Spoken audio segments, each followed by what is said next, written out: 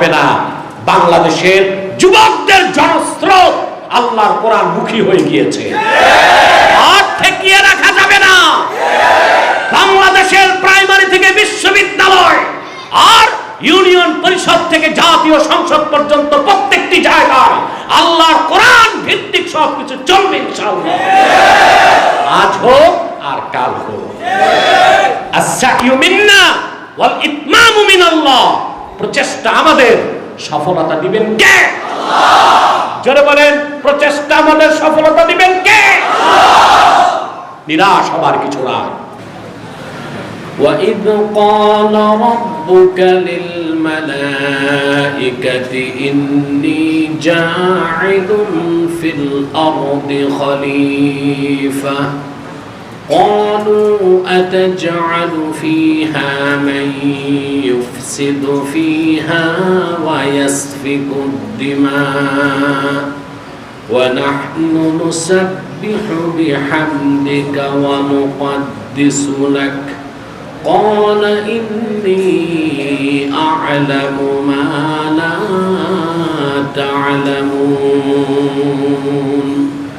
وعلم آدم الأسماء كلها ثم عرضهم على الملائكة فقال أنبئوني بأسماء هؤلاء إن كنتم صادقين صدق الله العظيم وصدق رسوله النبي الكريم ونحن على ذلك من الشاهدين والشاكرين والحمد لله رب العالمين إن الله وملائكته يصلون على النبي يا أيها الذين آمنوا صلوا عليه وسلموا تسليما اللهم صل على سيدنا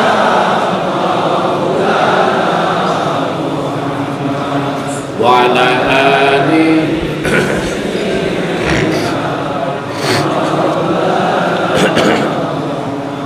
محمد بن اللهم صل على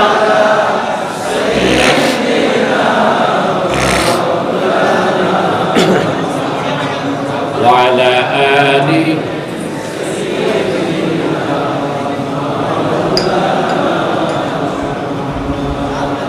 मेरा दिल तड़प रहा है मेरा जल रहा है सीना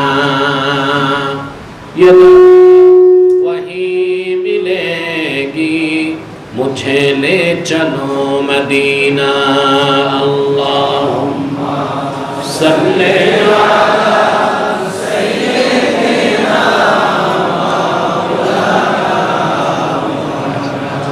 व अला आलि सय्यिदिना मौलाना मुहम्मद मदीना मदीना मौमिनों की गुनगुना है दीदारे मदीना आशिकों की तमन्ना है अल्लाहुम्मा सल्ली अला सय्यिदिना मौलाना मुहम्मद व अला आलि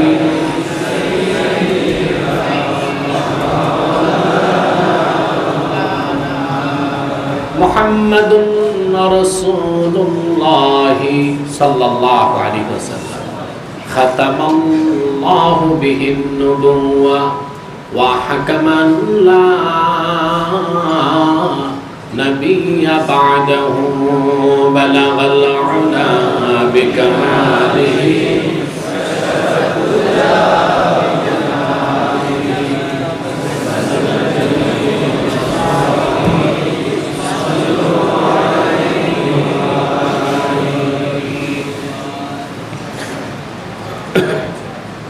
মাদ্রাসায় মদিনাতুল উলুম দরগাহে হযরত শাহ নূর রহমতুল্লাহ উদ্যোগে আয়োজিত আজকের ওয়াজ মাহফিলের সম্মানিত সভাপতি আলহাজ আবুল হোসেন হুমায়ুন সাহাব বারাকাল্লাহু ফি উমরি,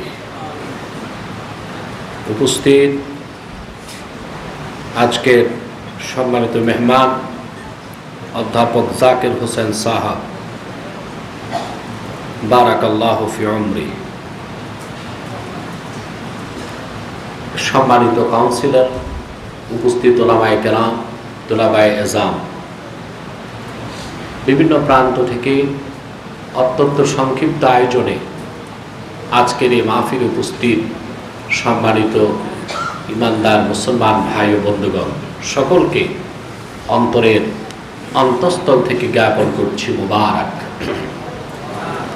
সবটুকু শুকরিয়া আল্লাহ সুবহানাহু ওয়া তাআলার জন্য, যিনি আজকের এই মুতাবাররাক মাহফিলে আমাদেরকে আসার বসার তৌফিক মেহেরবানি করে দান করেছেন।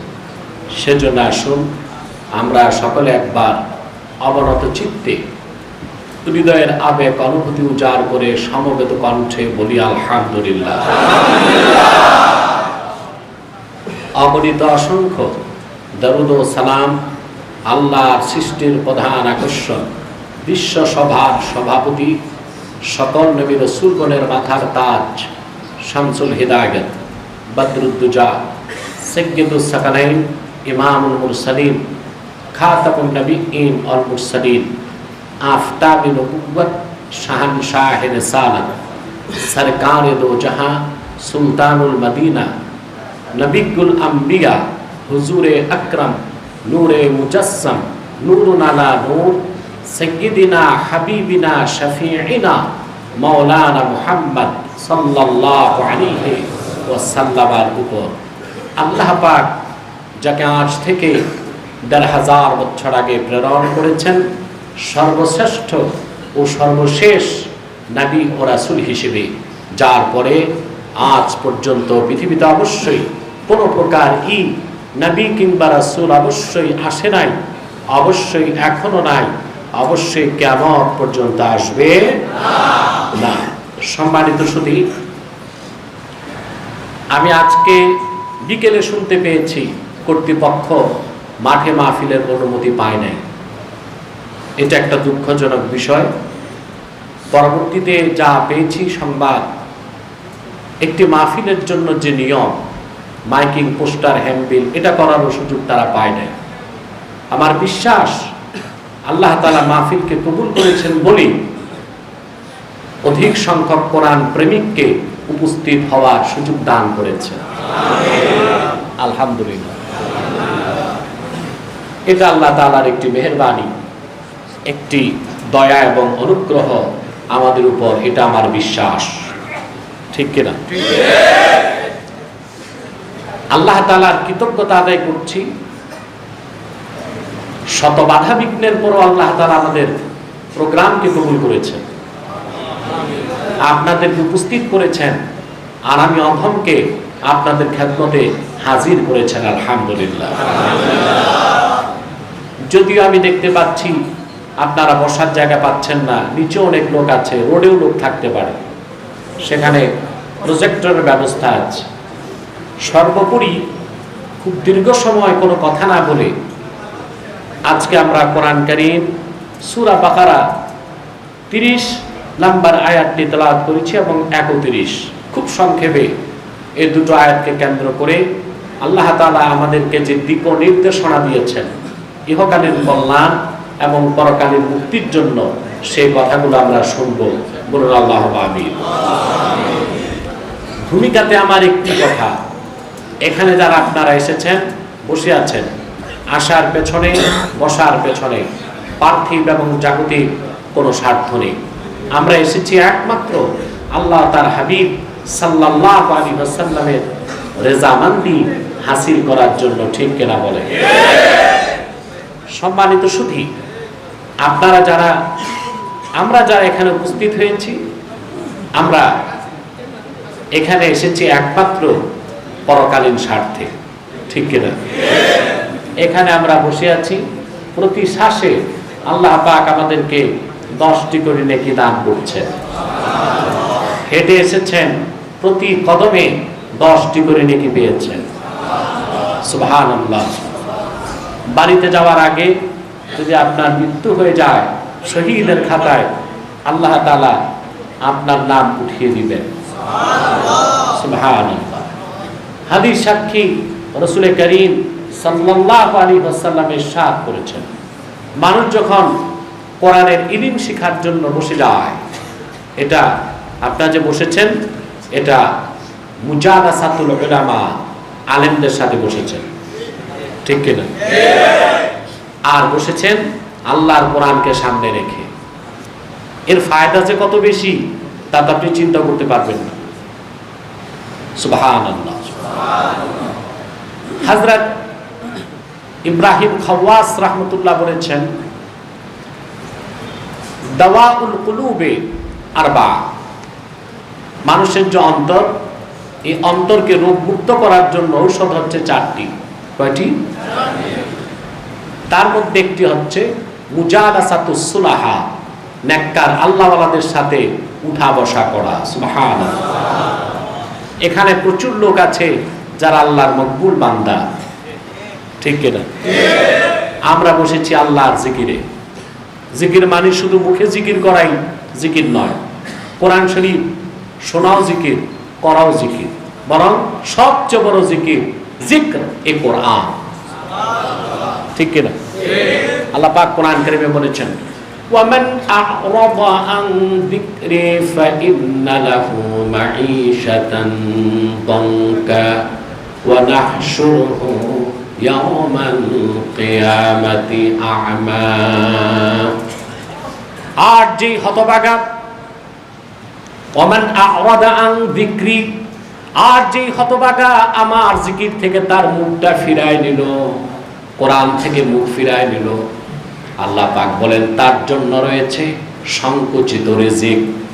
আর কাল কিয়ামতের দিন আমি আল্লাহ তাকে অন্ধ করে হাসরে উঠাবো। একটু বড় গলায় বলেন সুবহানাল্লাহ। এই কোরআন কি? জিক্র। জোরে বলেন জিক্র। কোরআন শোনাও জিক্র, কোরআন থেকে কথা বলাও জিক্র। আল্লাহ পাক কোরআন কারীমে বলেছেন, ফাযাক্কির ইন নাফাতিদ যিকরা সায়াযাক্কারু মান ইয়াখশা ওয়া ইয়াতাজান্নাবুহাল আশকা। ফাযাক্কির, মুহাম্মদ সাল্লাল্লাহু আলাইহি ওয়াসাল্লাম আপনি জিকির করুন। আই ইজ হুম, আপনি কোরআন থেকে সাহাবায়ে কেরামকে ওয়াজ করুন। সুবহানাল্লাহ। এই ওয়াজকে আল্লাহ কি বলেছেন? জোরে বলে জিক্র। এই জন্য কোরআন কারীম থেকে কথা বলা এবং শোনা এটা শ্রেষ্ঠ জিকির। খুশি হলেন না? সুবহানাল্লাহ।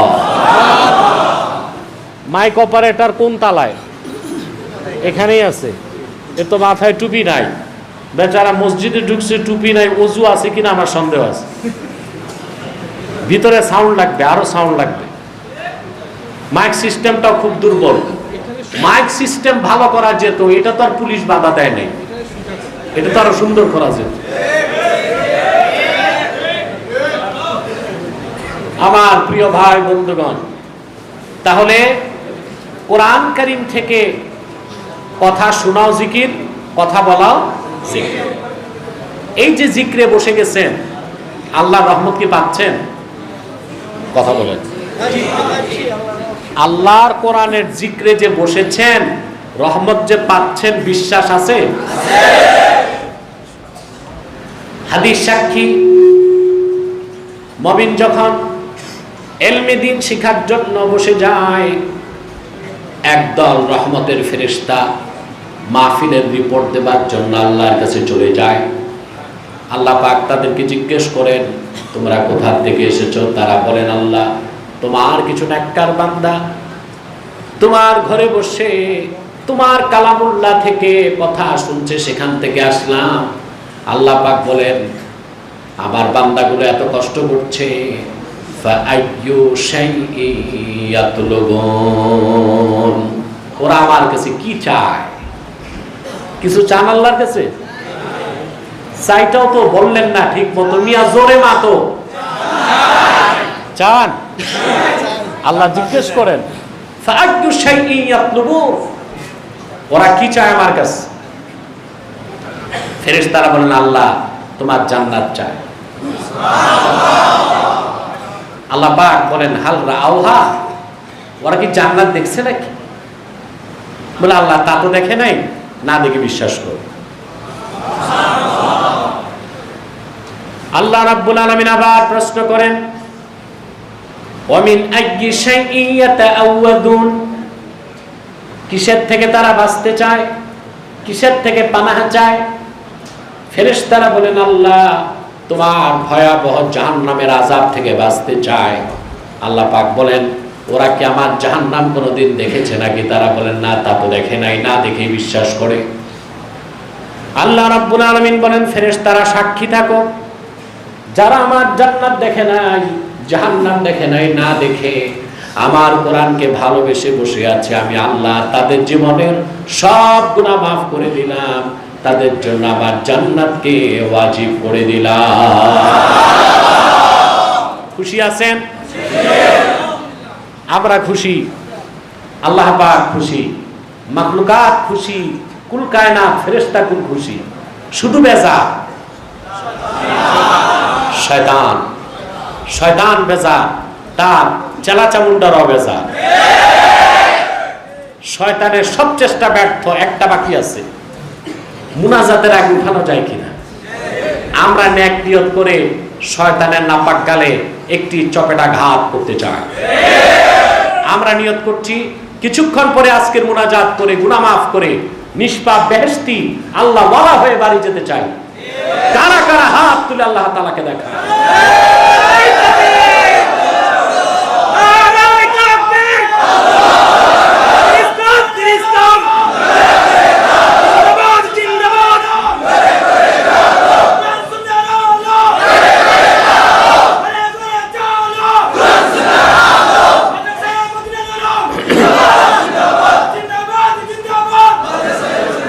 আল্লাহ কবুল করুন, আল্লাহ কবুল করুন, আল্লাহ মঞ্জুর করুন, বলুন আল্লাহুম্মা আমিন। প্রিয় সুধী, আজ দেরি নয়, সরাসরি আমরা মূল আলোচনায় প্রবেশ করছি। আমার সঙ্গে আপনারাও তেলাওয়াত করুন, যেন প্রতিটি অক্ষরে নূর আল্লাহ তাআলা আমাদের সিনায় মানকুশ করে দেন। বলেন আল্লাহুম্মা আমিন। قُلْ أَعُوذُ بِاللَّهِ مِنَ الشَّيْطَانِ الرَّجِيمِ بِسْمِ اللَّهِ الرَّحْمَنِ الرَّحِيمِ وَإِذْ قَالَ رَبُّكَ لِلْمَلَائِكَةِ إِنِّي جَاعِلٌ فِي الْأَرْضِ خَلِيفَةً قالوا أتجعل فيها من يفسد فيها ويسفك الدماء ونحن نسبح بحمدك ونقدس لك قال إني أعلم ما لا تعلمون صدق الله العظيم। قرون صدق الله العظيم وصدق رسوله النبي الحبيب الكريم ونحن على ذلك من الشاهدين والشاكرين والحمد لله رب العالمين। আল্লাহ পাক সূরাতুল বাকারাতে 30 নম্বর আয়াতে তার হাবিব মুহাম্মদ সাল্লাল্লাহু আলাইহি সাল্লামকে পৃথিবীর আদি মানব হযরত আদম আলাইহিস সালাম তাকে কেন আল্লাহ সৃষ্টি করলেন, মানব জাতিকে কেন সৃষ্টি করলেন, আল্লাহ তাআলা সেই মূল লক্ষ্য এবং উদ্দেশ্যকে স্মরণ করিয়ে দিলেন। আল্লাহ পাক বলেন স্মরণ করুন মুহাম্মদ সাল্লাল্লাহু আলাইহি ওয়াসাল্লাম যখন আপনার রব আল্লাহ তাআলা ফেরেশতাদের উদ্দেশ্যে বললেন, ইন্নী জাইলুন ফিল আরদি খলিফা, আমি পৃথিবীতে ভূপৃষ্ঠে আমার খলিফা, আমার স্থলাভিষিক্ত নিযুক্ত করতে চাই। সুবহানাল্লাহ। ক্বালু আতাজআলু ফিহা মান ইউফসিদু ফিহা ওয়া ইয়াসফিকুদ দিমা। মুফাসসিরগণ এই আয়াতের তাফসীর লেখেন, ফেরেশতারা বললেন, আতুরিদু আন তাখলুকা খালিকাতান, আপনি কি পৃথিবীতে এমন কোন নতুন সৃষ্টি করতে চান যারা পৃথিবীতে ইউফসিদু ফিহা, পৃথিবীতে ফাসাদ করবে, ফিতনা করবে, সন্ত্রাস করবে, মারামারি রাহাজানি করবে, ওয়া ইয়াসফিকুদ দিমা, আর রক্তপাত ঘটাবে। ওয়া নাহনু নুসাব্বিহু বিহামদিক, মানুষ সৃষ্টির তো দরকার নাই, আমরাই তো সর্বদা আপনার তাসবিহ পাঠ করছি। ওয়া নুকাদ্দিসু লাক, আপনার পবিত্রতা ঘোষণা করছি। আল্লাহ পাক জবাব দিলেন, ক্বালা ইন্নী আ'লামু মা লা তা'লামুন, তিনি বললেন, নিশ্চয় আমি যা জানি তোমরা তা জানো না। আল্লাহ পাক এখানে আদমকে কেন সৃষ্টি করলেন? আদমের শ্রেষ্ঠত্ব, আদম সন্তানের শ্রেষ্ঠত্ব, মানুষ সৃষ্টির মূল কারণ সব কিছু আল্লাহ পাক তুলে ধরলেন। সুবহানাল্লাহ।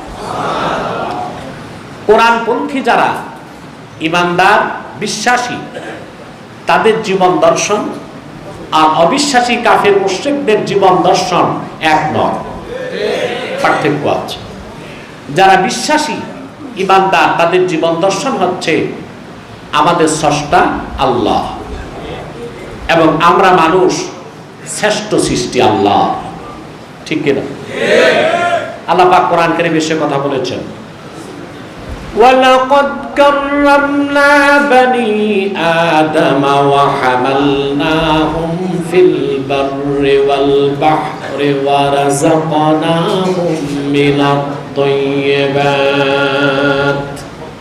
আল্লাহ পাক বলেন, আমি মানব জাতিকে শ্রেষ্ঠত্ব দান করেছি। সুবহানাল্লাহ বলবেন। গোটা সৃষ্টির মধ্যে শ্রেষ্ঠ, সর্বশ্রেষ্ঠ সৃষ্টি মানুষ, সবচেয়ে সুন্দর সৃষ্টি মানুষ, আল্লাহ সবচেয়ে মাহবুব প্রিয় সৃষ্টি মানুষ। এর চেয়ে সুন্দর কোনো সৃষ্টি নাই, এর চেয়ে শ্রেষ্ঠ কোনো সৃষ্টি নাই, এর চেয়ে প্রিয় কোনো সৃষ্টি। এই দর্শন কার? আপনারা স্টেজে আমাকে ডিস্টার্ব করবেন না একেবারেই। কোনো চা আদান প্রদান, খাওয়া দাওয়া, উঠা বসা বন্ধ রাখতে হবে। আমার দিকে তাকান, কথা বুঝতেছেন? আল্লাহর শ্রেষ্ঠ সৃষ্টিকে, সুন্দর সৃষ্টি, প্রিয় সৃষ্টি, এই জীবন দর্শনটা কাদের? কোরআনপন্থীদের। সুবহানাল্লাহ। আর অবিশ্বাসী, সংশয়বাদী, নাস্তিক,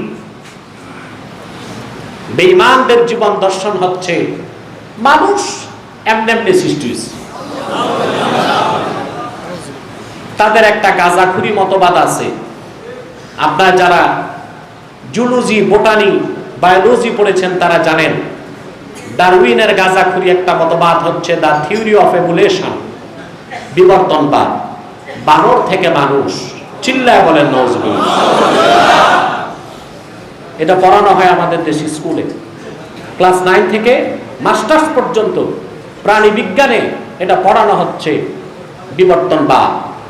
সারা দুনিয়া, আমেরিকা, কানাডা, গ্রিনল্যান্ড, সুইজারল্যান্ড, সমস্ত আধুনিক রাষ্ট্রগুলো বিবর্তনবাদকে ডাস্টবিনে নিক্ষেপ করেছে।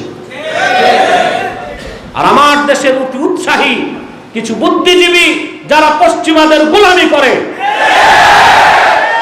তারা সেই বিবর্তনবাদকে আমার দেশের স্কুলে পাঠ্য বইতে অন্তর্ভুক্ত করেছে।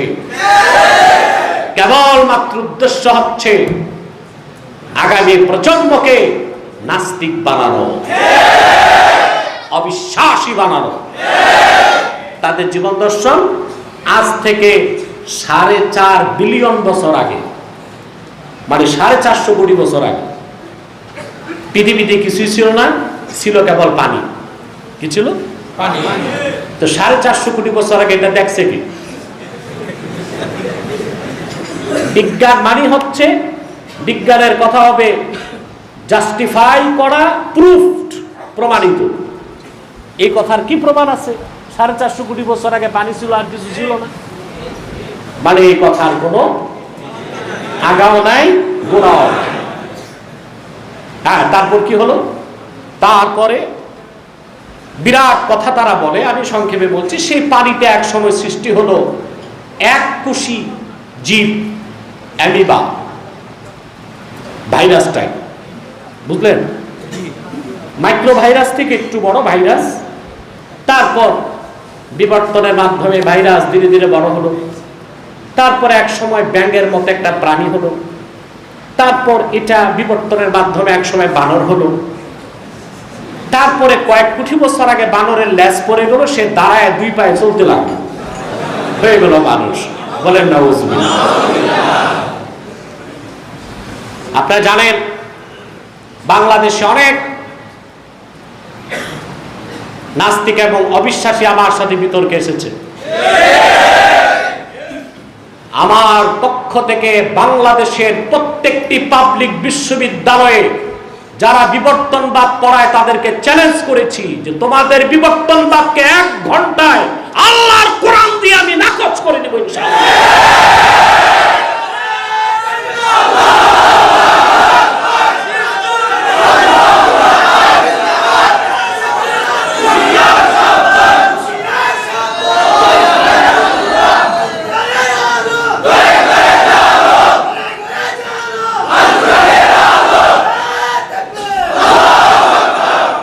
প্রিয় সুধী, দুনিয়ার সমস্ত বিজ্ঞানীরা একমত হয়ে ফাতাওয়া দিছে। বিজ্ঞানীদের একটা ফাতাওয়া আছে, ঠিক কিনা? সব বিজ্ঞানীদের ফাতাওয়া হচ্ছে the theory of evolution is not a scientific fact, it is nothing but the hypothesis of Charles Darwin. বিবর্তনবাদ কোনো বৈজ্ঞানিক সত্য প্রমাণিত বিষয় না, এটা চার্লস ডারউইনের মন গড়া গাঁজাখুরি একটি মতবাদ ছাড়া আর কিছু নয়। বিজ্ঞান বইতে আমরা বিজ্ঞান পড়ব, বিজ্ঞান বাদ দিয়ে থিসিস কেন পড়ব? থিসিস মানে থিসিস, তার বিপরীতে অ্যান্টিথিসিস, তার মাঝখানে সিনথিসিস। তুমি শুধু থিসিস পড়াও, ডারউইনের বিবর্তনবাদ, সেই মিথ্যা বিবর্তনবাদের গোবর ফাঁস করেছে ইসলামপন্থীরা, সেই থিসিসটা পড়াতে হবে। তাহলে যুব সমাজ বুঝবে কোনটা সত্য কোনটা মিথ্যা, ঠিক কিনা? তাহলে আমাদের জীবন দর্শন আর অবিশ্বাসীদের জীবন দর্শনের পার্থক্য আছে।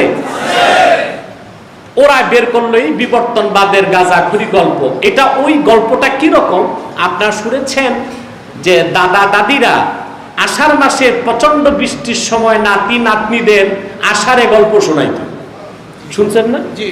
এগুলো আপনারা ঠাকুরমার ঝুলিতে পড়ছেন বাল্যকালে? কথা বলেন, পড়ছেন না ঠাকুরমার ঝুলি? ওখানে আমরা দেখতাম এই ঠাকুরমার ঝুলিতে গল্প আসছে। কি গল্প? এক দেশে ছিল রাজা, রাজার ছিল ঘোড়া, ঘোড়ার ছিল 8 পা, 3 মাথা, 4 লেজ। এইরকম আষাঢ়ে গল্প আমাদের বিজ্ঞান বইতে পড়ানো হচ্ছে স্কুল, কলেজ এবং ভার্সিটিতে। সেজন্য আমরা জ্ঞানী গুণী বিচক্ষণ পরকালমুখী বুদ্ধিজীবী জ্ঞানী প্রোডাকশন পাবলিক বিশ্ববিদ্যালয় থেকে পাচ্ছি না, কারণ ফ্যাক্টরিতে গোলমাল। ফ্যাক্টরিতে কি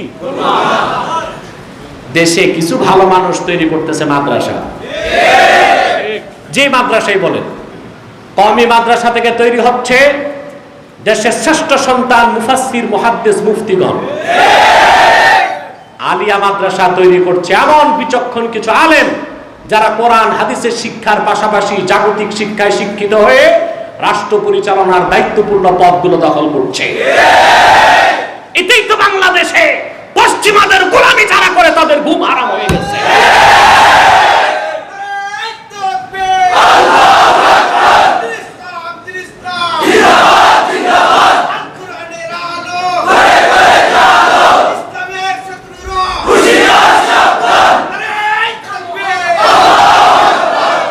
এদেশের প্রতিটি মানুষ, কি আওয়ামী লীগ কি বিএনপি, তারা মাদ্রাসাকে ভালোবাসে, সহযোগিতাও করে।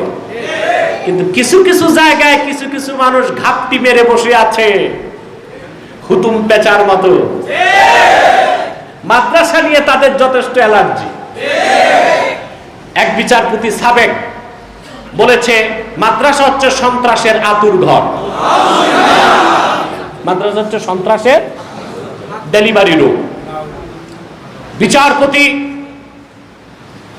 তুমি রিটায়ার্ড করেছো, বেঁচে গেছো, তোমার মাথায় শয়তান পেশাব করেছে। মাদ্রাসা থেকে একজন সন্ত্রাসী তৈরি হয় না। যত বোমাবাজ, সন্ত্রাসী, চাঁদাবাজ তোমাদের বিশ্ববিদ্যালয়গুলো প্রোডাকশন দেয়।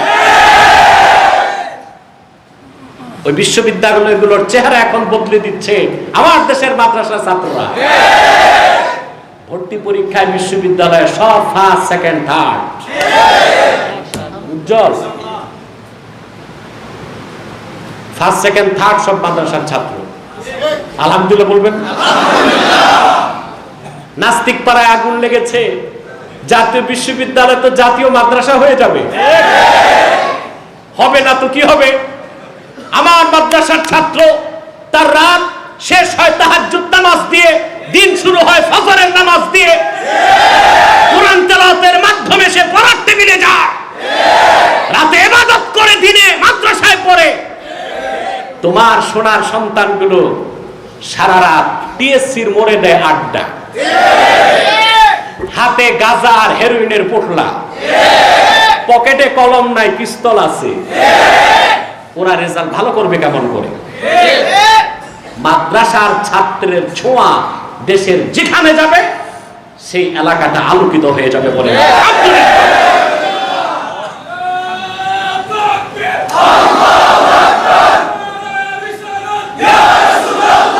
সাল্লাল্লাহু আলাইহি ওয়াসাল্লাম।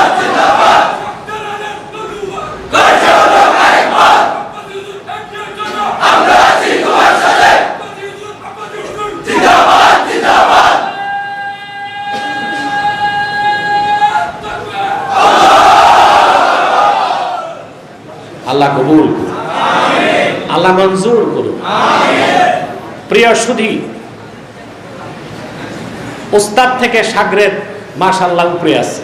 আমার আওয়াজের চেয়ে তার আওয়াজ বেশি। আলহামদুলিল্লাহ, আল্লাহ তার কণ্ঠে আরো বরকত দেন। প্রিয় সুধী, তার জীবন দর্শনে পার্থক্য আছে। আমরা, আমাদের বিশ্বাস, আমাদেরকে সৃষ্টি করা হয়েছে মহাপরিকল্পনার অধীন। আর অবিশ্বাসীদের বিশ্বাস সৃষ্টি করা হয় নাই নিজে নিজে। ব্যাঙ, ব্যাঙের ছাতা, তারপর বানর, বানরের লম্বা, তারপর মানুষ। এই হচ্ছে জীবন দর্শনে বিরাট পার্থক্য। তারপরে আমাদের জীবন দর্শন হচ্ছে আমাদেরকে তৈরি করা হয়েছে জান্নাতে। কোথায়? জান্নাতে। সুবহানাল্লাহ বলবেন না? আল্লাহ রাব্বুল আলামিন বলেন, وَقُلْنَا يَا آدَمُ اسْكُنْ أَنْتَ وَزَوْجُكَ الْجَنَّةَ وَكُلَا مِنْهَا رَغَدًا حَيْثُ شِئْتُمَا وَلَا تَقْرَبَا هَذِهِ الشَّجَرَةَ فَتَكُونَا مِنَ الظَّالِمِينَ। আল্লাহ রাব্বুল আলামিন বলেন, আমি আদম এবং তার স্ত্রীকে বললাম, আদম, তুমি এবং তোমার স্ত্রী পরম আনন্দে জান্নাতে বসবাস করো। সুবহানাল্লাহ। ওয়া কুলা মিনহা রাগাদা, আই কুলা মিনহা ওয়াসিআ। আর জান্নাতে যা মন চায় প্রাচুর্যের সাথে খাও। সুবহানাল্লাহ। তবে ওয়ালা তাকরাবা হাযিহিস শাজারা, এই একটি বৃক্ষের কাছেও এসো না। তাহলে আমাদের আদি উৎস কি? জান্নাত। জান্নাত, জোরে বলেন জান্নাত। জান্নাত থেকে আমরা পৃথিবীতে এসেছি। আর বিজ্ঞান, অবিশ্বাসী, সংশয়বাদী নাস্তিকদের মতবাদ হচ্ছে মানুষের উৎপত্তি জঙ্গলে। মানব থাকে কই? দেখেন, কোরআন মানুষ ও মানবতাকে কোথায় জায়গা দিয়েছে? মানুষের স্রষ্টা আল্লাহ, তাকে সৃষ্টি করা হয়েছে মহাপরিকল্পনার অধীন। আর তার অস্তিত্বের বিকাশ ঘটেছে জান্নাতে। আর বিজ্ঞান বলতেছে যে না, ব্যাঙ থেকে, ব্যাঙের ছাতা থেকে, বানর ও তার লম্বা থেকে, কোথার থেকে? জঙ্গলে। কোথায় জান্নাত আর কোথায় জঙ্গল? এই তো মাদ্রাসায় পড়ার মধ্যে আর স্কুল কলেজে পড়ার মধ্যে পার্থক্য। মাদ্রাসা শিখায় যে তুমি মানুষ, তুমি আশরাফুল মাখলুকাত, তোমার সৃষ্টি জান্নাতে, তোমার স্রষ্টা আল্লাহ। আর ওই বিশ্ববিদ্যালয় কলেজে শেখানো হচ্ছে তুমি বানর থেকে, তোমার উৎপত্তি জঙ্গলে। নাউজুবিল্লাহ বলেন। তোমার জীবনের লক্ষ্য উদ্দেশ্য খাও দাও, ফুর্তি করো, মৌজ করো, মাস্তি করো। নাউজুবিল্লাহ বলেন। মাদ্রাসায় পড়লে বড় চাকরি নাও পাওয়া যেতে পারে, ঠিক না? পার্থিব সম্মান কম হতে পারে, কিন্তু আল্লাহর জান্নাত পাওয়া যাবে 100% গ্যারান্টি। আমি বলছি না স্কুল কলেজে পড়লে মানুষ জাহান্নামে যাবে, তবে স্কুল কলেজে যে কুফরি মতবাদগুলো পড়ানো হয় তা বিশ্বাস করলে 100% জাহান্নামে যেতে হবে। আমার কথা আবার কাটছাট করবেন না ইউটিউবাররা, তাদের কাজই হচ্ছে দাড়ি কমা বাদ দিয়া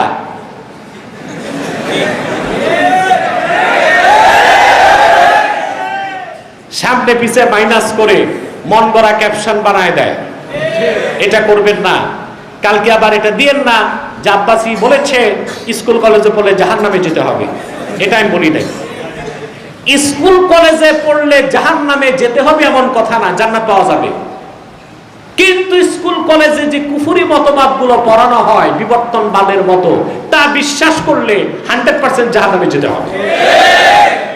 এবার বুঝতে পারছেন আমার কথা? কথা বলে না। প্রিয় সুধী, সেজন্য বলছি আমাদের ইমানদার এবং বিশ্বাসীদের জীবন দর্শন এবং অবিশ্বাসীদের জীবন দর্শনে আরেকটি বড় পার্থক্য হচ্ছে, আমাদের বিশ্বাস মানুষ হচ্ছে আল্লাহর শ্রেষ্ঠ সৃষ্টি, আল্লাহর সুন্দর সৃষ্টি, আল্লাহর প্রিয় সৃষ্টির নাম হলো বনি আদম। এই জন্য আল্লাহ তাআলা এই শ্রেষ্ঠ সৃষ্টিকে সবচেয়ে সুন্দর গঠন দান করেছেন, বলেন সুবহানাল্লাহ। তাফসীরুল কবির 11তম খণ্ডে যতটুকু মনে পড়ে আমার 327 কি 28 পৃষ্ঠায় ইমাম ফখরুদ্দিন রাজি রাহমাতুল্লাহ আলাইহি সূরা 3 এর তাফসীর করতে যে লিখেন, আরব দেশের কোন এক শাসক বিবাহ করেছে, তার স্ত্রীকে নিয়ে রাতের বেলা চন্দ্রিমা রাতে বাগানে ঘুরতেছে। নতুন স্ত্রী পেয়ে আবেগ আপ্লুত শাসক বাগানে ঘুরতেছে। পূর্ণিমার চাঁদ তার দুগ্ধ ফেনশিপ শোভা ছড়িয়ে দিয়েছে চতুর্দিকে। একদিকে নতুন স্ত্রী, আরেকদিকে ফুলের গ্রান, আরেকদিকে পূর্ণিমার চাঁদ। বাদশার আবেগ তুঙ্গে উঠেছে। আবেগে আপ্লুত হয়ে বাদশা তার স্ত্রীকে বলে ফেলল, লাউ লাম তাকুনি আহসানা মিনাল কামার ফাআনতে কাযা। তুমি যদি চাঁদ থেকেও সুন্দরী না হও তো তুমি তালাক। আবেগে তো মানুষ অনেক কথাই বলে। আমার কাছে প্রতি মাসে 10টা 12টা ফতুয়া নিতে মানুষ আসে। মানুষ খুব আজগুবি কাজ করে বাংলাদেশে আবেগে। একজন এসে বলল, আমি তো বউকে মা বলে ফেলেছি, এখন সংসার ঠিকছে কিনা। আমি বলছি, মা বলাতে তোমার বউ তালাক হয় নাই, তবে গুনাহ হয়েছে, তোমাকে তওবা করতে হবে। আবেগে আপনারা এইরকম কাজ করবেন না। কথা বুঝতে পেরেছেন? আবার শুনলাম এক পুরুষ তার স্ত্রীকে খুব মেরেছে। তখন স্ত্রী বাঁচার জন্য বলেছে, তুমি আমার বাপ। আমাকে ফতোয়া জিজ্ঞেস করা হলো তালাক হয়েছে, আমি বলছি না তালাক হয় নাই। 1000 বার স্বামীকে বাপ বললো তালাক হবে না, গুনাহ হবে। কি হবে? তওবা করতে হবে।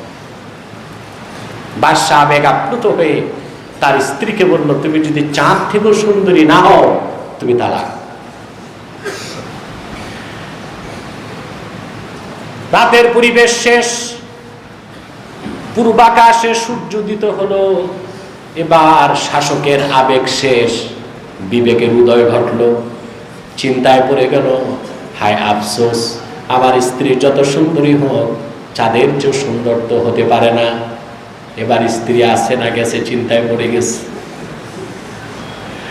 বাদশা তো দেশের মুফতি সব ডাকছে। প্রত্যেক রাজা বাদশা গভর্নমেন্টের কিছু নিজস্ব আলেম মুফতি থাকে, এরা মাদারজাত দালাল, এরা শাসককে ভালো বুদ্ধি দেয় না, শুধু চিন্তায় থাকে পানপট্টি দিয়া হালুয়া রুটি কি পাওয়া যায়। আবুল্লাহ সামারকান্দি রাহমাতুল্লাহ তানবিহুল গাফিলিনে লিখেছেন, শাসক যদি ফাসেক ফাজের হয়, শরীয়ত মোতাবেক না চলে, ওই রকম শাসক বা গভর্নমেন্টের সাথেও কোনো আলেম সম্পর্ক রাখতে পারবে একটা নিয়তে, যে আমার মতো আলেম প্রেসিডেন্ট প্রধানমন্ত্রীর পাশে যদি থাকি, হয়তোবা দিনের পক্ষে কাজ সে করবে না, বিপক্ষে কাজটা করতে দিব না। এই নিয়তে সরকার, প্রেসিডেন্ট, প্রধানমন্ত্রী, রাজা বাদশার সাথে আলেমরা সম্পর্ক করতে পারে। কিন্তু না, আমরা দেখি বর্তমানে আমাদের দেশে যারা আছে সব মোল্লা ফৈজির উত্তরসূরি। মোল্লা ফৈজির ওনাদের চিন্তা একটাই, কিভাবে সরকারের আশেপাশে থেকে বড় বড় ডিপার্টমেন্টগুলো দখল করা যায়, পদ পদবি পাওয়া যায়, গাড়ি বাড়ি পাওয়া যায়। এটা আলেমে হক্কানির কাজ না, আলেমে সুয়ের কাজ, দুষ্ট আলেমের কাজ, দালাল আলেমের কাজ। রাসূল করিম সাল্লাল্লাহু আলাইহি সাল্লাম ১৫০০ বছর আগে বলেছেন এই সব আলেমের ব্যাপারে, আশারুন নাস মিন তাহতি আদিমিস সামা, এই সব দুনিয়াদার আলেম আল্লাহর আকাশের নিচে সবচেয়ে নিকৃষ্ট জীব।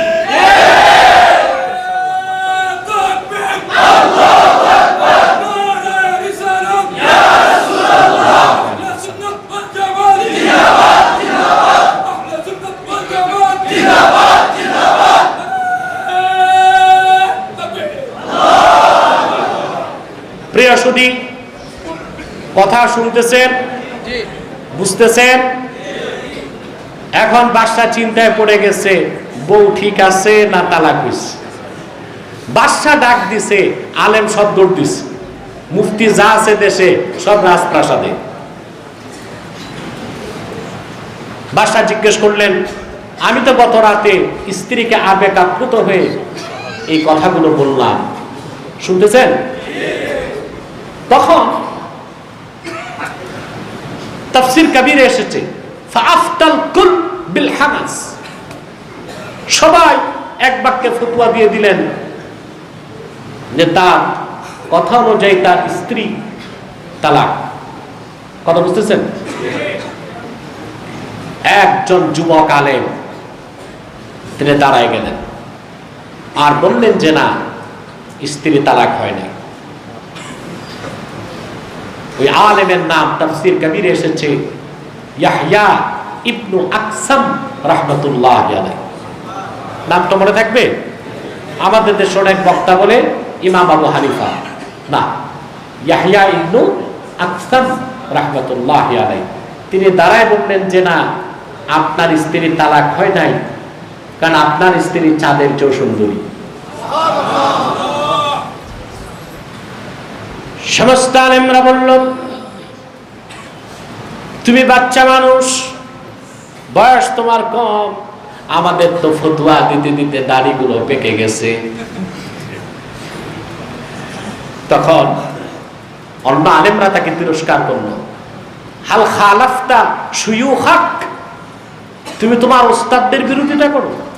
আরে ভাই, উস্তাদ যদি কোরআন সুন্নাহ বিরোধী কথা বলে, উস্তাদকে আদবের সাথে বিরোধিতা করতে হবে।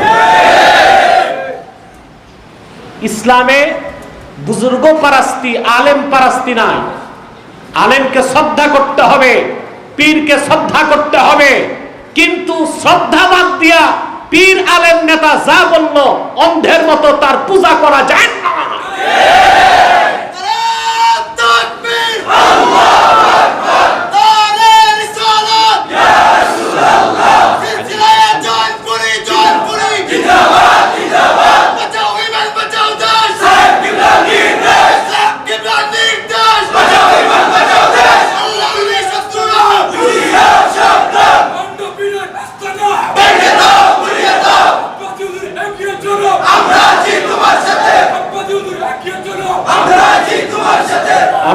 প্রিয় ভাই বন্ধুগণ, উস্তাদ, পীর, নেতা শ্রদ্ধা করতে হবে, ঠিক কিনা? শ্রদ্ধা করতে হবে কিনা? কিন্তু কিভাবে? যতক্ষণ তিনি কোরআন সুন্নাহর নীতিতে থাকবেন। এখন সবাই তাকে বললেন, হাল খালাফতা শিয়ুখাক, তুমি কি তোমার শেখ উস্তাদদের বিরোধিতা করছো? তুমি বেশি জানো না তোমার উস্তাদরা বেশি জানে? ইয়াহইয়া বিন আকসাম জবাব দিলেন, قد أفتى من هو أعلم منا,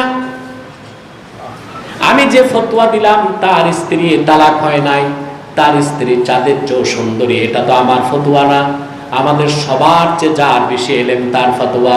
প্রশ্ন করা হলো তিনি কে? জবাব দিলেন হু আল্লাহ। এটা আমার ফতোয়া নয়, এটা আল্লাহর ফতোয়া, দলিল দাও।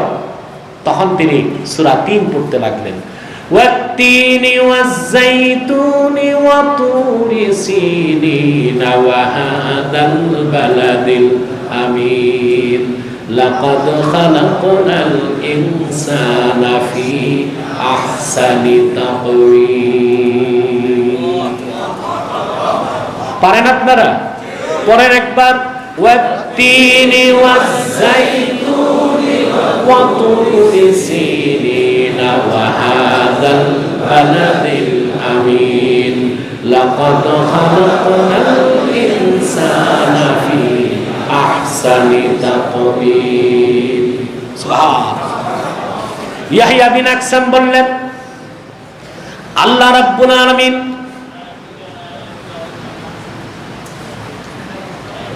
এই তোমরা বোগ্গা, সবাই বোগ্গা,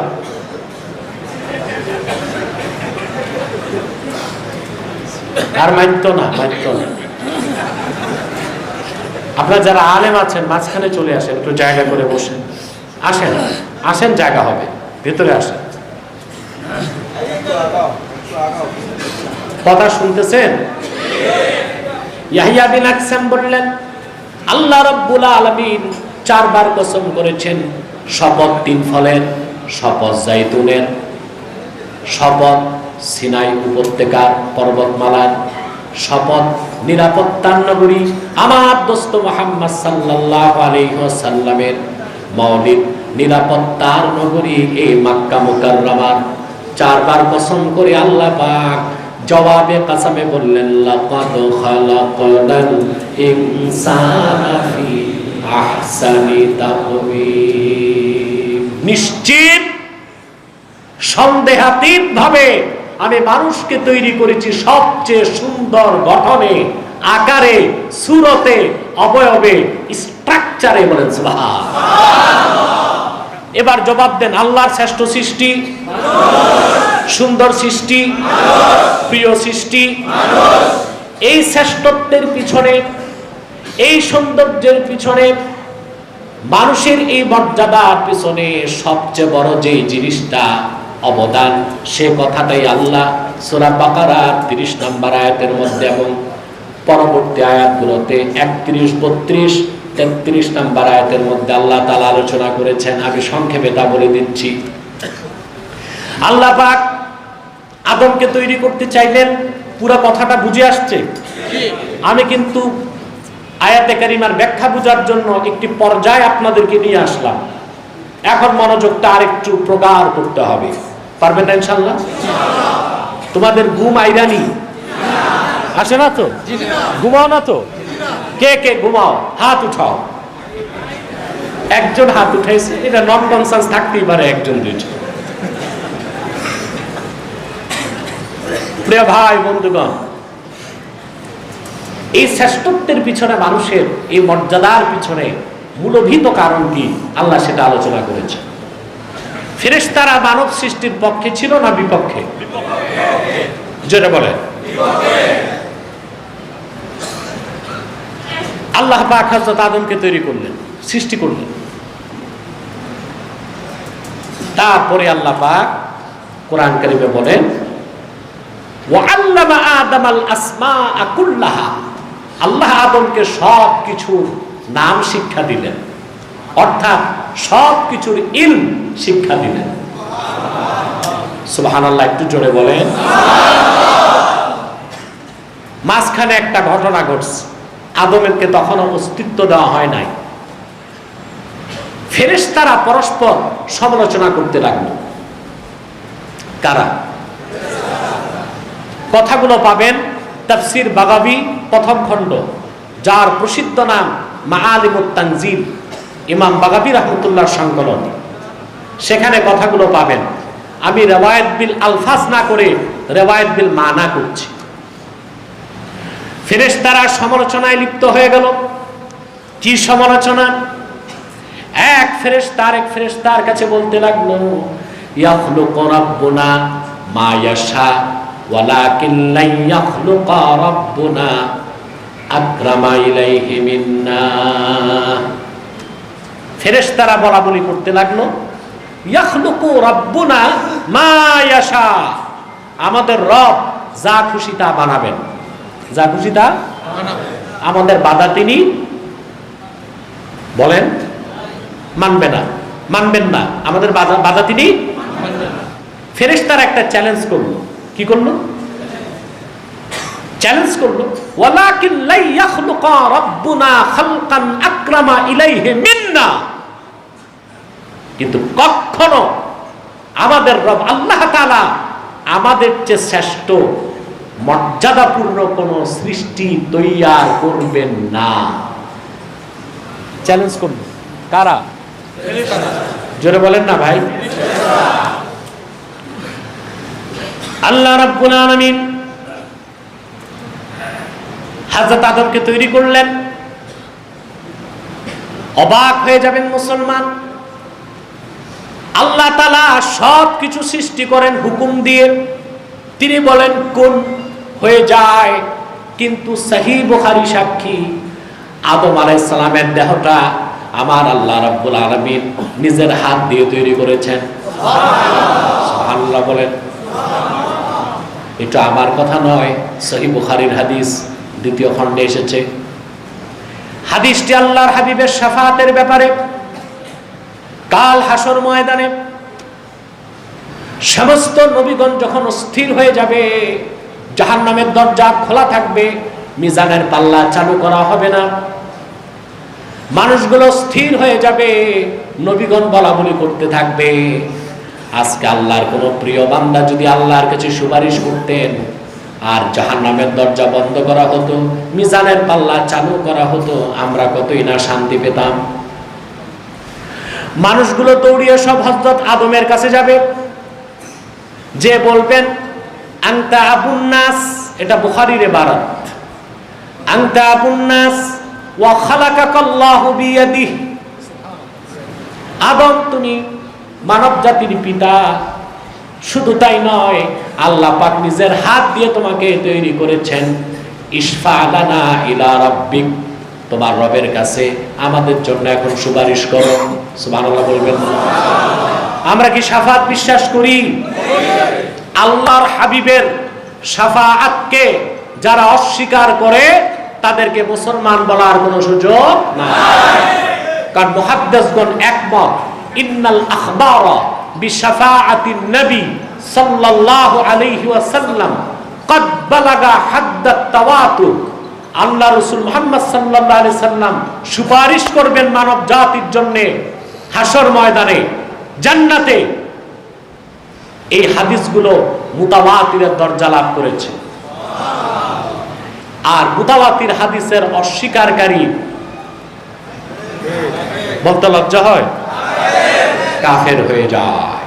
অতএব রাসূলুল্লাহর শাফাআতকে যারা অস্বীকার করে তাদেরকে আমরা বাতিলপন্থী, পথভ্রষ্ট এবং গুমরাহ মনে করে থাকি। আছে বাংলাদেশে এরকম দল? আছে। আপনারা জানেন তাদের গোমর এখন ফাঁস হচ্ছে। বাংলাদেশে খ্রিস্ট ধর্ম প্রচারে ওরাই সবচেয়ে বেশি সুযোগ করে দিচ্ছে। আপনারা ইন্টারনেটে আমার বক্তব্যগুলো দেখবেন, আব্বাসী টিভি লিমিটেডে দেখবেন, তাদের গোমরগুলো ফাঁস হচ্ছে। আমি উত্তরবঙ্গে কুষ্টিয়াতে গিয়েছিলাম, খ্রিস্টানদেরকে ইসলামের দাওয়াত দিতে। কিছু মুসলিম খ্রিস্টান হয়ে গিয়েছে। আমি খ্রিস্টান ব্যক্তিকে জিজ্ঞেস করলাম, তুমি আল্লাহর হাবিবের দিন ইসলাম ছেড়ে খ্রিস্টান ধর্মে চলে গেলা কেন? সে বলল, একটাই কারণ, মুহাম্মদ সাল্লাল্লাহু আলাইহি ওয়াসাল্লাম তো শাফাত করতে পারবেন না, ঈসা তো শাফাত করবে। আমি বললাম, আল্লাহর হাবিব মুহাম্মদ সাল্লাল্লাহু আলাইহি ওয়াসাল্লাম শুধুমাত্র শাফাত করবেন, ওনার শাফাতের আগে ঈসা কেন মুসা কেন কারোই শাফাতের সুযোগ থাকবে না। এই কথা কোরআন কারীমেও আছে, এই কথা তোমার বাইবেলেও আছে। আর ঈসা শাফাত করবে না এই প্রমাণ কোরআনেও আছে, বাইবেলেও আছে। সে বলল না বাইবেলে নাই, বলছে বাইবেল আনো। আর সে আনে না, কারণ সে জানে সে ধরা খাবে। এখন বলেন, রাসূলুল্লাহ সুপারিশ করতে পারবেন না, আল্লাহ রাসূল সাল্লাল্লাহু আলাইহি ওয়াসাল্লাম শাফাত করতে পারবেন না, এই ধরনের আকীদা ছড়ায় বাংলাদেশে কারা? তারাই ছড়ায় যারা মাযহাবকে মানে না, তারাই ছড়ায় যারা আউলিয়া একরামকে শ্রদ্ধা করে না, তারাই ছড়ায় যারা আল্লাহর ওলিদের সামনে বেয়াদবি করে থাকে, তারাই ছড়ায়।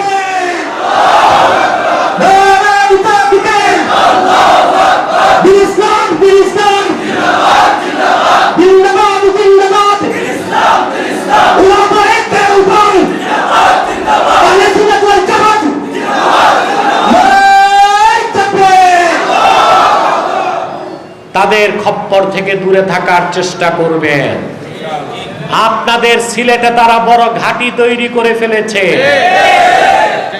কাজ একটাই, মাযহাব ছাড়ো, পীরি মুরিদি ছাড়ো, আর কোনো কাজ নাই। কাফের মুশরিক বেঈমানরা যখন ইসলামের বিরোধিতা করে, তাদের বিরুদ্ধে আমরা তাদের মুখে দুটো শব্দও শুনি না, ছোট্ট একটি মানব বন্ধন করতে দেখি না। যত ফতুয়াবাজি সুন্নি জামাতের বিরুদ্ধে, আহলে হকের বিরুদ্ধে, মাযহাবের বিরুদ্ধে, পীরি মুরিদির বিরুদ্ধে। কাজ একটাই, ইসরায়েল থেকে ইহুদিরা ঠিকাদারি দিছে মুসলমানের নামাজ কমাও। তারাবি 20 রাকাতকে করছে 8 রাকাত, ওয়েতের 3 রাকাতকে করছে 1 রাকাত। সহিহ হাদিসের দোহাই দিয়ে শত শত সহিহ হাদিসকে তারা অস্বীকার করছে। বাংলাদেশে তারা বর্ণচোরা, তারা বাংলাদেশে ইসরায়েলের এজেন্ডা বাস্তবায়ন করতে চায়। জনপুর, ফুরফুরা, ফুলতলি, আহলুস সুন্নাহ ওয়াল জামাত ও আহলে কওমি ও দেওবন্দ সমস্ত মাসলাকের মুসলমানকে ঐক্যবদ্ধ হয়ে এই ফিতনাকে প্রতিহত বাংলাদেশে করতেই হবে।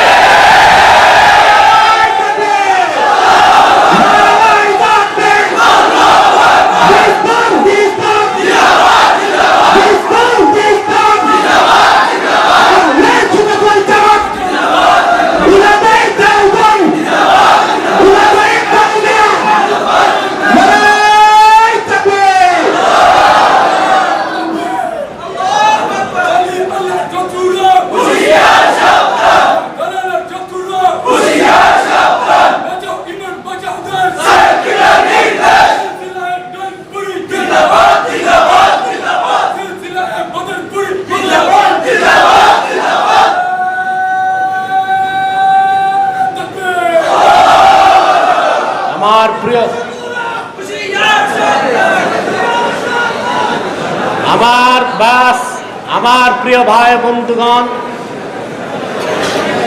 আমার ভাই বন্ধুগণ, তাহলে যে কথা বলছিলাম, হযরত আদমকে আল্লাহ তাআলা তৈরি করলেন, তাকে ইলম দান করলেন। কি দান করলেন? জোরে বলেন। আদমকে আল্লাহ তৈরি করলেন, করছেন না? কথাটা বাকি রয়ে গেল যেটা, ফেরেশতারা কানাফুসি করতে লাগলো, আমরা শ্রেষ্ঠ। আমরা কি শ্রেষ্ঠ? আদম আমাদের থেকে শ্রেষ্ঠ হবে না। যুক্তি কি? কোন যুক্তি তাদের? তারা বলেছে লি আন্নানা খুলিকনা ক্বাবলা ওয়া রাআইনা মা লাম ইয়ারা। আদমরে তো এখন বানানোই হয় নাই, আর আমরা কত আগে তৈরি হইছি। আমরা যা দেখছি আদম তো তা দেখে নাই। আদমের এলেম কম, আমাদের এলেম বেশি। যেহেতু ইলম বেশি, এই জন্য আমরাই শ্রেষ্ঠ।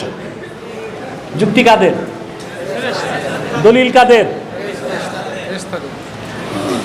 এবার আসেন আল্লাহ পাক ফেরেশতাদের দলিল, এই ফেরেশতাদেরকে প্রমাণ করে দিলেন আদম শ্রেষ্ঠ, আদম সন্তান ফেরেশতার চেয়ে শ্রেষ্ঠ। আল্লাহ পাক বলেন ওয়াআল্লামা আদামাল আসমাআ কুল্লাহা তুম্মা আরাদাহুম আলাল মালাইকা। আল্লাহ পাক আদমকে সকল কিছুর নাম শিক্ষা দিলেন। এই নাম মানে এই নয় শুধু আম জাম কাঁঠাল চা পাতা নাকি, সব নাম শিক্ষা দিয়েছেন। এর অর্থ ইলমু হাকাইকিল আশিয়া, প্রত্যেকটা বস্তুর গুণাবলী, অর্থাৎ প্রতিটা বস্তুর অণু পরমাণু, তার ভিতরে যে নিউক্লিয়াস আছে, ইলেকট্রন আছে, প্রোটন আছে, নিউট্রন আছে, প্রতিটা বস্তুর হাকাইকুল আশিয়ার এলেম আল্লাহ আদমকে দান করে দিলেন। এরপর ফেরেশতাদেরকে আল্লাহ পাক বললেন ফাকালা আম্বিউনি বিআসমাই হাউলাই ইন কুনতুম সাদিকিন। একদিকে ফেরেশতা, আরেকদিকে আদম। একদিকে বিলিয়ন বিলিয়ন ফেরেশতা, ওখানে জিবরিল আছে, মিকাইল আছে, ইসরাফিল আছে, মালাকুল মউত আছে, সব আছে। আরেকদিকে বিলিয়ন বিলিয়ন ক্যান্ডিডেট, আরেকদিকে একজন ক্যান্ডিডেট। উনি কে? জোরে বলেন। আল্লাহ পাক ফেরেশতাদেরকে বললেন এই জিনিসগুলোর নাম বলো। কি বলো? আদমকে যে নামগুলো শিখালেন ফেরেশতাদেরকে বললেন তোমরা নামগুলো বলো, যদি তোমরা তোমাদের দাবিতে সত্যবাদী হও। দাবি কি ছিল? আমাদের এলেম বেশি, আদমের এলেম। ফেরেশতারা একটি বস্তুর নামও বলতে পারলো না। তারা কি বলল? আল্লাহ পাক বলেন ক্বালু সুবহানাকা লা ইলমা লানা ইল্লা মা আল্লামতানা ইন্নাকা আনতাল আলিমুল হাকীম। সুবহানাক, আয় আল্লাহ পবিত্রতা সবটুকু তোমার। লা ইলমা লানা ইল্লা মা আল্লামতানা, তুমি যতটুকু ইলম দিছো এর বাইরে কোনো ইলম নাই আমাদের। সুবহান। শ্রেষ্ঠত্ব কার প্রমাণিত হলো? জোরে বলতে হবে কার? কোন দলিলের ভিত্তিতে? ইলম। মানুষের শ্রেষ্ঠত্বের মূলভূত কারণ হচ্ছে ইলম। মানুষ শ্রেষ্ঠত্ব পেয়েছে গোটা মাখলুকাতের উপর কিসের কারণে বলেন তো ভাই? জোরে বলেন। ইলম। ইলম এটা কার বেশি ছিল? এই জন্য আদম শ্রেষ্ঠত্ব পেয়েছে, বাবার কারণে সন্তানরাও শ্রেষ্ঠত্ব পেয়ে গেছে। এখন আসেন তাহলে কোন ইলমের কথা আল্লাহ বলেছেন?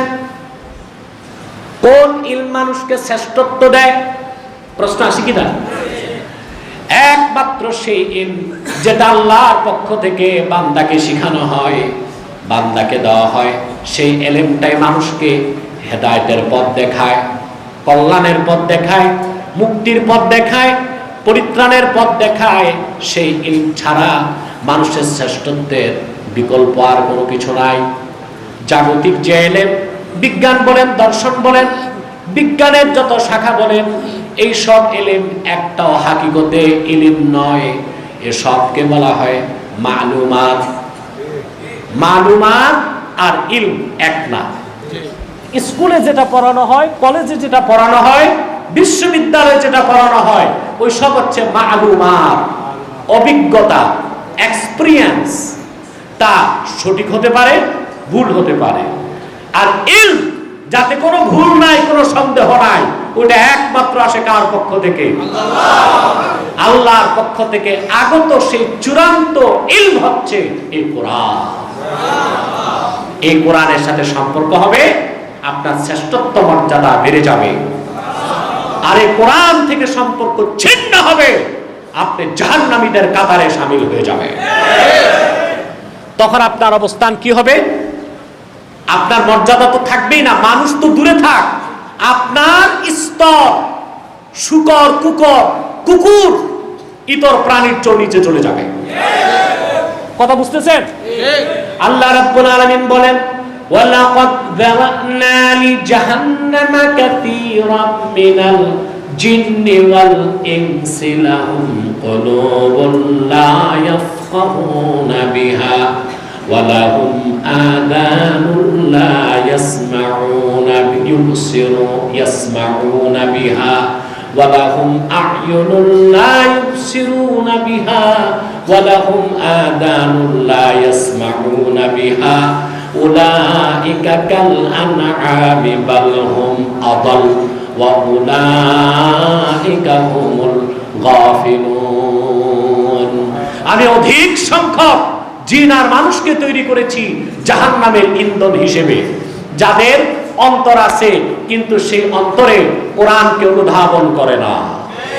ওদের কপালের দুই চোখ ফিট আর অন্তরের চোখ আনফিট। অর্থাৎ ওই যে একটা কথা আছে, চোখ থাকতে অন্ধ, কপাল আমার মন্দ। আল্লাহ বলেছেন, ওয়ালাকিন তা'মাল কুলুবুল্লাতী ফিস সুদূর। ওরা চোখে দেখে, বাহ্যিক চোখে দেখে, কিন্তু সিনায় যে চোখ আছে, সুবহানাল্লাহ, ওই চোখে তারা অন্ধ। ওই চোখে তারা কি? অন্ধ। দেখেন না, বিশ্ববিদ্যালয় পাশ করে অক্সফোর্ড আর ক্যামব্রিজ থেকে পড়াশোনা করে আসে, সব বুঝে, শুধু কোরআন শরীফ বুঝে না। সব বুঝে, হাদিস বুঝে না। সব ভালো লাগে, ইসলাম ভালো লাগে না। লাগবে কেমন করে? মন মগজে পশ্চিমাদের মেডিসিন, ঠিক কিনা? মাথা ভর্তি পশ্চিমাদের বস্তা পচা মতবাদ দিয়ে বাংলাদেশে আসে, তখন আর কোরআন হাদিস ভালো লাগে না, ইসলাম ভালো লাগে না। ইসলামের কথা শুনলেই গায়ে আগুন জ্বলতে থাকে। কাজ হবে না। বাংলাদেশের যুবকদের জনস্রোত আল্লাহর কোরআন মুখী হয়ে গিয়েছে, আর ঠেকিয়ে রাখা যাবে না। বাংলাদেশের প্রাইমারি থেকে বিশ্ববিদ্যালয় আর ইউনিয়ন পরিষদ থেকে জাতীয় সংসদ পর্যন্ত প্রত্যেকটি জায়গায় আল্লাহর কোরআন ভিত্তিক সবকিছু চলবে ইনশাআল্লাহ। আজ হোক আর কাল হোক। আস-সাইয়ু মিন্না ওয়াল ইতমামু মিনাল্লাহ। প্রচেষ্টা আমাদের, সফলতা দিবেন কে? আল্লাহ। জোরে বলেন, প্রচেষ্টা আমাদের, সফলতা দিবেন কে? আল্লাহ। নিরাশ হবার কিছু না। সেই ইলম, যে ইলম মানুষ, সে কোরআনের সাথে সম্পর্ক করতে হবে, সে কোরআন শরীফ শিখতে হবে। আমরা তো এটা বলি না যে বিশ্ববিদ্যালয় বন্ধ করে দাও, স্কুল বন্ধ করে দাও, ওইটা লাগবে, কিন্তু আমরা চাই ওখানেও আল্লাহর কোরআন পড়ানো হোক। এখন এই কথা বললে বলবেন, মৌলবাদী, উগ্রবাদী। আমাদের নাম দিয়েছে ধর্মান্ধ, মৌলবাদী, উগ্রবাদী। আমরা কিছু বুঝি না, ওনারা যে কি বুঝে। 4-4টা ডিবেটে দেখছেন না আল্লাহর রহমতে, কিছুই বুঝে না, ঠিক কিনা? কিছুই বুঝে না। এই কোরআনের ইলম যাদের কাছে আছে, বিজ্ঞান দর্শন তাদের কাছে আদর্শ লিপির মতোই লাগে। অহংকার আর বাড়াবাড়ি চলবে না। সম্পর্ক আল্লাহর কোরআনের সাথে করুন। এদেশে মাদ্রাসাগুলোতে, কবি মাদ্রাসা, আলিয়া মাদ্রাসায় কোরআন হাদিস পড়ানো হয়, কিন্তু আমরা চাই কোরআন হাদিস যদি বাধ্যতামূলক কলেজ এবং ভার্সিটিতে পড়ানো হয়, তাহলে এই দেশ বিশ্বমান চিত্রে একটি উন্নত রাষ্ট্র হিসেবে বিশ্বমান চিত্রে তার অস্তিত্বের প্রমাণ দিতে পারবে ইনশাআল্লাহ। ঠিক কিনা বলেন? বাধ্যতামূলক করতে হবে। আপনি কেন বাধ্যতামূলক করবেন না? বাংলাদেশের 17,46,00,000 মানুষ, 14 কোটি তো মুসলমান। 14 কোটি মুসলমান চায় আল্লাহর কোরআনের শিক্ষা বাধ্যতামূলক করা হোক, প্রাইমারি থেকে বিশ্ববিদ্যালয় পর্যন্ত, ঠিক কিনা? অতএব তা তো করাই উচিত। আল্লাহর কোরআন যারা শিখবে তারা আল্লাহওয়ালা কর্মকর্তা হবে, নেককার কর্মকর্তা হবে। তখন সচিবালয়ে কোনো ডিপার্টমেন্টে দুর্নীতি খুঁজে পাওয়া যাবে না, ঘুষ খুঁজে পাওয়া যাবে না। যাবে? আইনের নামে বেআইনি কাজ কেউ করবে? অন্যায় কাজ কেউ করবে? কথা বলে না। আমাদের ঢাকা বিশ্ববিদ্যালয় যারা প্রতিষ্ঠা করেছেন তাদের স্বপ্ন কি বিশ্ববিদ্যালয় পূরণ করতে পেরেছে? পেরেছে পূরণ করতে? কথা বলে না। ঢাকা বিশ্ববিদ্যালয় প্রতিষ্ঠিত হয়েছে 1921 সালে। কত সালে? আর এখন 2021 সাল।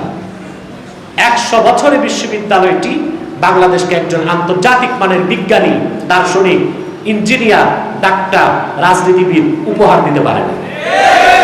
এটা ব্যর্থতা। এটা বিশ্ববিদ্যালয় প্রতিষ্ঠিত করেছিলেন যারা, নবাব আব্দুল লতিফ খান, তিনি জায়গা দিয়েছেন বিশ্ববিদ্যালয়ে। তার উত্তরসূরি নবাব সলিমুল্লাহ আন্দোলন করেছেন বিশ্ববিদ্যালয়ের জন্য। ঢাকা বিশ্ববিদ্যালয় যখন প্রতিষ্ঠিত করার কথা বলা হলো, তখন পশ্চিম বাংলায় ঠাকুর পরিবারে আন্দোলন করলো। রবি ঠাকুর তার কবিতা পড়েন, কিন্তু সে চায় নাই বাংলাদেশ স্বাধীন হোক, ঢাকা বিশ্ববিদ্যালয় হোক। তারা মিছিল করেছে। চাষা ভূষাদের আবার কিসের বিশ্ববিদ্যালয়? তারা বিশ্ববিদ্যালয়ে পড়তে হয়, কলকাতা বিশ্ববিদ্যালয়ে আসবে। আন্দোলন করেছিলেন সলিমুল্লাহ খান, এ কে এম ফজলুল হক, হোসেন শহীদ সরওয়ার্দী, আব্দুল হামিদ খান ভাসানী, আর তাদের উত্তরসূরি তখন ছাত্র নেতা হিসেবে বঙ্গবন্ধু শেখ মুজিবুর রহমান। তাদের আন্দোলনের মাধ্যমে ঢাকা বিশ্ববিদ্যালয় প্রতিষ্ঠিত হয়েছিল। কিন্তু 70-এর দশকে সেই বিশ্ববিদ্যালয়ে ছাত্র মৈত্রী ঢুকলো। ছাত্র মৈত্রী, এটা ছাত্র মৈত্রী না, ছাত্র মৃত্যু। এটা বামপন্থী ছাত্র সংগঠন। ছাত্র একটা ঢুকলেই বিশ্ববিদ্যালয়ে হাতে পোটলা দেয়, ওটা হচ্ছে গাজার পোটলা। কলম নিয়ে অস্ত্র তুলে দেয়, নাচ গান থিয়েটার দিয়ে ব্যস্ত করে। ছাত্রগুলো আর পড়াশোনা করতে পারে না, পথভ্রষ্ট হয়ে যায়। একটা ছাত্র যদি সকাল সন্ধ্যা গাঁজা খায়, ওর ইন্টেলিজেন্ট কুইশন, মাথার যে ব্রেন, এটা ঠিক থাকবে নাকি? নাচ গান ভোগ বিলাসে মত্ত হয়ে যায়। সেজন্য ঢাকা বিশ্ববিদ্যালয় আজকে আলোকিত জ্ঞানী মানুষ আমার দেশকে দিতে পারছে না। সেজন্য আমি গভর্নমেন্টকে সুপারিশ করছি, ঢাকা বিশ্ববিদ্যালয় সহ সমস্ত পাবলিক বিশ্ববিদ্যালয় থেকে ছাত্র রাজনীতি বন্ধ করা হোক। 2, প্রত্যেকটি বিশ্ববিদ্যালয়ে কোরআন এবং সুন্নাহ বিষয় ভিত্তিক লেসন বাধ্যতামূলক করা হোক। প্রতিটি ছাত্র জ্ঞানী গুণী আলোকিত মানুষ হয়ে বের হবে, যাদের জীবন দর্শন হবে পরকালমুখী। সুদ ঘুষ থাকবে না, বেহায়াপনা থাকবে না, খুন সন্ত্রাস চাঁদাবাজি থাকবে না। আমরা একটি উন্নত, সুন্দর, পরিচ্ছন্ন, পরিমার্জিত জাতি হিসেবে বিশ্ব মানচিত্রে আমাদের দেশের অস্তিত্বকে তুলে ধরতে পারবো। ওর আগে মাদ্রাসাগুলোকে আমাদের পৃষ্ঠপোষকতা করতে হবে। রাষ্ট্রীয়ভাবে যেই কাজ দরকার ছিল তা তো হচ্ছে না। এখন সামাজিকভাবে, ব্যক্তিগতভাবে ইলমে দ্বীনের শিক্ষাকে প্রসার করতে মাদ্রাসার বিকল্প আছে? কথা বলেন, আছে মাদ্রাসার বিকল্প? মাদ্রাসার কারণে বাংলাদেশের অস্তিত্ব টিকে আছে। সারা দুনিয়া অবাক হয়ে গিয়েছে। যুক্তরাষ্ট্রে লক্ষ লক্ষ মানুষ করোনাতে মারা গিয়েছে, ইটালিতে লক্ষ লক্ষ মানুষ মারা গিয়েছে, গোটা ইউরোপ আমেরিকা বিপর্যস্ত হয়ে গিয়েছে করোনায়। আমাদের পার্শ্ববর্তী ভারত করোনার আঘাতে তার অর্থনীতি তছনছ হয়ে গেছে। বাংলাদেশ এত ভালো কেন? এটার জবাব একটাই, আরব বিশ্বকে বাদ দিলে পৃথিবীর কোথাও এত মসজিদ নাই, মাদ্রাসা নাই, বাংলাদেশে যা আছে। এত ওয়াজ মাহফিল পৃথিবীর কোথাও তো হয় না। এই যে মসজিদের আজান, নামাজ, মাদ্রাসায় কোরআন কারীমের তেলাওয়াত, নুরানি মক্তবে মাদ্রাসায় কোরআন কারীমের তেলাওয়াত, হাদিসের তেলাওয়াত, ওয়াজ মাহফিলের জিকির ফিকিরের কারণে আল্লাহ তাআলা করোনা গজব থেকে বাংলাদেশকে রক্ষা করেছে।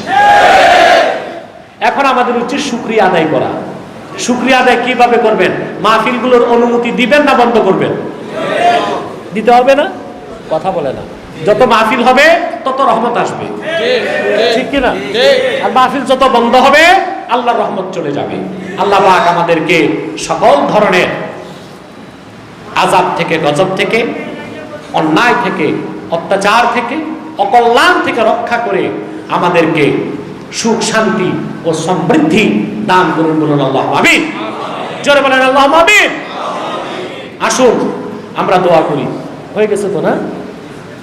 ربنا ظلمنا أنفسنا وإن لم تغفر لنا وترحمنا لنكونن من الخاسرين اللهم اغفر لي ولوالدي وللمؤمنين يوم يقوم الحساب اللهم ارزقنا قلبا نقيا من الشرك بريا لا كافرا ولا شقيا আল্লাহ তাআলা মাদ্রাসায়ে মদিনাতুল উলুম দরগাহে হযরত শাহনুর রাহমাতুল্লাহ মাদ্রাসার উদ্যোগে আয়োজিত আজকের মাহফিলে তোমার বেশুমার নেককার বান্দাদেরকে নিয়ে হাত তুলেছি। এতগুলো মানুষের মধ্যে যার দুটো হাত তোমার ভালো লাগে আল্লাহ, তার দুটো হাতের বিনিময়ে আমাদের জীবনের সব গুনাহ রাশি তুমি মাফ করে দাও। হৃদয়ের গভীর থেকে দোয়া করি আল্লাহ, তোমার আখিরি নবী নূর নবী আমার মুহাম্মদ সাল্লাল্লাহু আলাইহি ওয়াসাল্লাম আজ থেকে ১৫০০ বছর আগে দুনিয়ার থেকে বিদায় নিয়েছেন। হায়াতুন নবী হিসেবে জান্নাতুল ফেরদৌস রওজা মুবারকে বিশ্রাম নিয়েছেন। আল্লাহ পাক জীবনে একবার তোমার আখিরি নবী নবীগণের মাথার তাজ মুহাম্মদ সাল্লাল্লাহু আলাইহি ওয়াসাল্লামের জান্নাতুল ফেরদৌস রওজা মুবারকে উপস্থিত হয়ে গো আল্লাহ তোমার হাবিবের নূরের কদমে দরুদ ও সালামের হাদিয়া দেবার আগে তুমি ডাক দিও না। একবার বা একাধিকবার যারা সোনার মদিনায় নূরের মদিনায় যদি বেরিয়েছি আল্লাহ, জীবনে বারবার তোমার আখিরি নবী নূর নবী মুহাম্মদ সাল্লাল্লাহু আলাইহি ওয়াসাল্লামের নূরের শহর মদিনাতুল মুনাওয়ারা জিয়ারতের জন্য তাদের কপালটা খুলে দাও। আল্লাহ তাআলা রব্বুল আলামিন হৃদয়ের গভীর থেকে দোয়া করি আল্লাহ তোমার আখিরি নবী নূর নবী আমার মুহাম্মদ সাল্লাল্লাহু আলাইহি ওয়াসাল্লামের নূরের চেহারা মোবারক স্বপ্নে একবার দেখে গো আল্লাহ জান্নাত ওয়াজিব হবার আগে তুমি ডাক দিও না। একবার বা একাধিকবার যারা তোমার আখিরি নবী নূর নবী মুহাম্মদ সাল্লাল্লাহু আলাইহি ওয়াসাল্লামের নূরের চেহারা মোবারক স্বপ্নে দেখার সৌভাগ্য লাভ করেছে আল্লাহ, জীবনে বারবার দেখার জন্য তাদের কপালটা তুমি আল্লাহ সোনার কপাল বানায় দাও। আল্লাহ আমাদের অনেকের বাবা নাই, অনেকের মা নাই, অনেকের বাবা মা একজন নাই। যত মানুষের বাবা মা দুনিয়ার থেকে বিদায় নিয়ে অন্ধকার কবরে চলে গেছে আল্লাহ, সকল মুসলমান বাবা মার কবরকে তুমি জান্নাতের বাগান বানায় দাও। আল্লাহ তাআলা রব্বুল আলামিন এই মাদ্রাসার জন্য যারা জমিন দিয়েছে, সহযোগিতা করেছে, ধন আর মন দিয়ে খেটেছে, বিশেষ করে হযরত শাহনুর রাহমাতুল্লাহি আলাইহির ভক্তবৃন্দ যারা মাদ্রাসার জন্য এগিয়ে এসেছে, তাদের প্রত্যেককে আল্লাহ তুমি আজরুন আযীম দান করে দাও। ভাইরা আমার, একটি মিনিট সময় ছেড়ে দিলাম, চক্ষুটা বন্ধ করুন, দিলটা নরম করুন, মাথাটা নত করুন। আল্লাহর আখিরি নবী নূর নবী আমার মুহাম্মদ সাল্লাল্লাহু আলাইহি ওয়াসাল্লামের ওসিলা ধরে আল্লাহর কাছে চান, যা চাইবেন তাই কবুল হয়ে যাবে। যদি পারো রে ভাইরা, 2 ফোঁটা চোখের পানি সদকা করে দিই।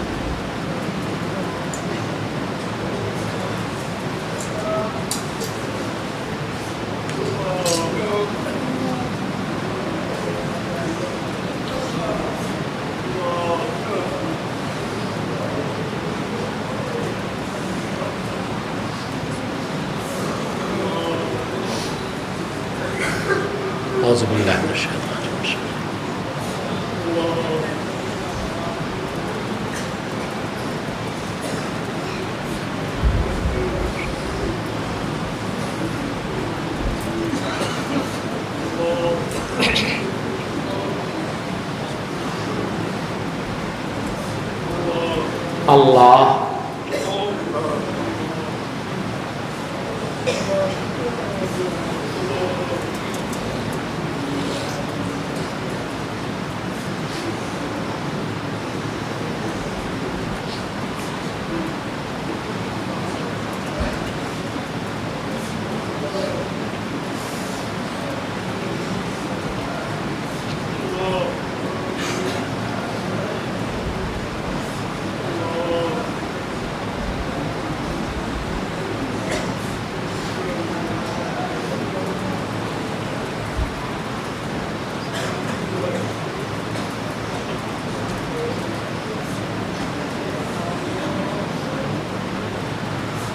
اللهم إنا نتوسل إليك بوسيلة حبيبك المحترم نبيك الخاتم سيدنا إمامنا محمد بن عبد الله نبي الله رسول الله صلى الله عليه وسلم الذي أكملت به قصر النبوة وحكمت لا نبي بعده وأعلنت في القرآن بالبرهان أن محمدا صلى الله عليه وسلم خاتم النبيين والمرسلين قبل 1500 سنة وصلى الله تعالى على خير خلقه نبينا محمد نور الله وعلى آله وصحبه أجمعين برحمتك يا أرحم الراحمين. السلام عليكم ورحمة الله تعالى